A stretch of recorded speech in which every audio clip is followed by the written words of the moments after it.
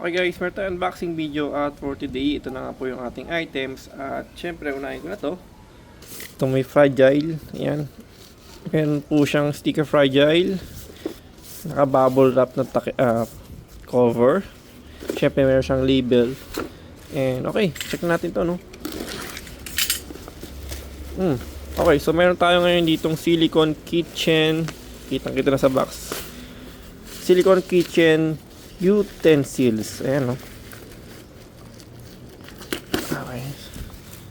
So, ang nakalagay dito, syempre, safe and high quality materials, non-stick AC cleanup, 100 satisfaction guarantee, yan, hand wash only, BPA free, and do not soak in hot water. This is not dishwasher or microwave safe. Okay, gentle hand wash, no scrubbing or abrasive materials. Syempre, heat resistant silicone.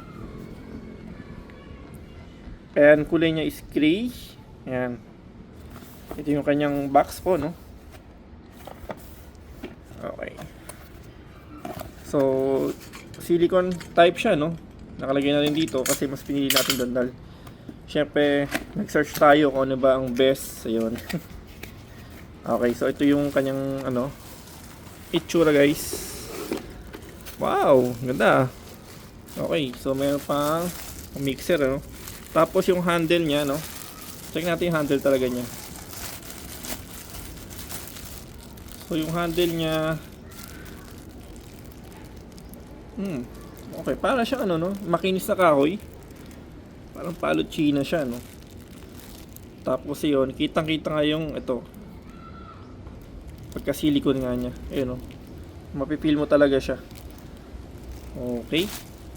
Ano pa? Check natin para mas makita niyo po, guys, yung yung isang set na to, no? So, salamat Shopee. And then sa in-order natin to nung sale. Nung 15 lang. Okay.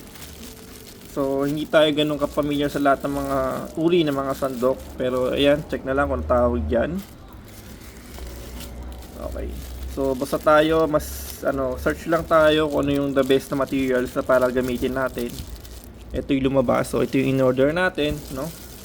So, syempre, meron tayong mga stainless, meron mga aluminum type, meron din plastic, and then meron din parang kahoy talaga siya. Pero ito yung ating napili na. Ayan, no? So, guys, check na lang kung ano yung mga tawag dyan, no? Ayan. So, ito yung gagamitin ng mga pangluto-luto, no? Okay, oh. Ganda siya, oh.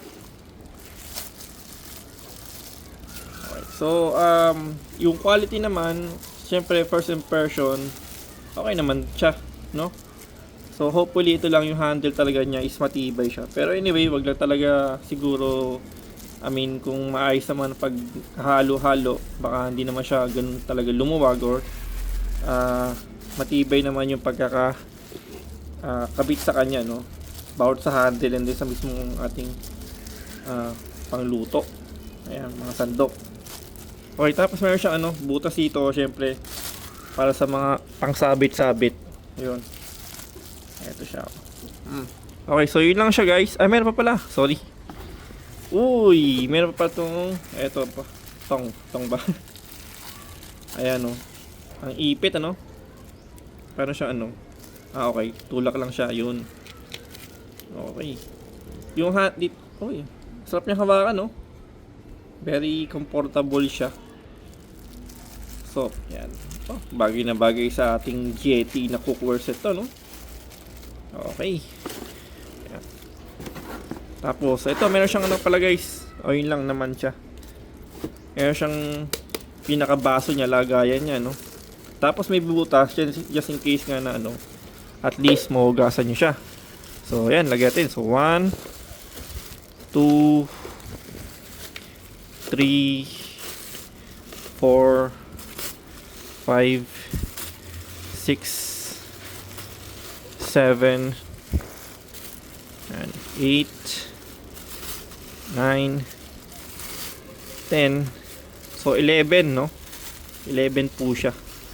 So yun, guys, yung itong silicone kitchen utensil. And thank you for watching po.